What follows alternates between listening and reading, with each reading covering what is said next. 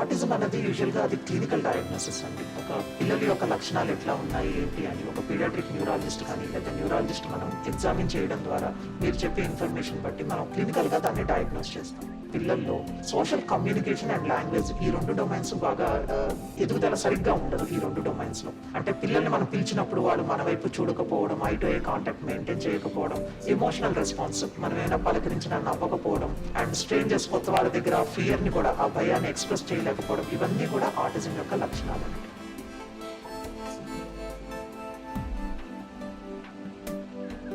వీళ్ళలో లాంగ్వేజ్ కూడా చాలా డిలేడ్గా డెవలప్ అవుతుంది. అంటే యూజువల్గా ఏడాదిన్నర లోపు పిల్లలు చిన్న చిన్న మాటలు మాట్లాడడం స్టార్ట్ చేస్తారు. ఒకవేళ అలా పిల్లలు మాట్లాడడం స్టార్ట్ చేయలేకపోయినా, మీరు చెప్పింది అర్థం చేసుకోలేకపోయినా అది కూడా ఎర్లీ ఆటిజం సిమ్టమేనండి. వీళ్ళలో కొన్ని బిహేవియరల్ ఆస్పెక్ట్స్ కూడా ఉంటాయి. అంటే ఏదైనా రిపీటెడ్ యాక్ట్స్, మీ పాపకి చెప్పినట్టుగా ఏదైనా వస్తువు ఇచ్చారనుకోండి, దాన్ని రిపీటెడ్గా ఒకే విధంగా ఆడుతూ ఉండడం. సపోజ్ మీరు కార్ కానీ ఏమైనా బొమ్మ ఇస్తే ఆ కార్ మొత్తాన్ని ఆడకుండా ఒక వీల్ పట్టుకుని ఆ వీల్నే పదే పదే తిప్పుతూ ఉండడం కానీ, లేదా ముందుకి వెనక్కి రిపీటెడ్గా ఆడుకోవడం, అది కూడా ఆటిజం యొక్క లక్షణాలే. దీని నిర్ధారణ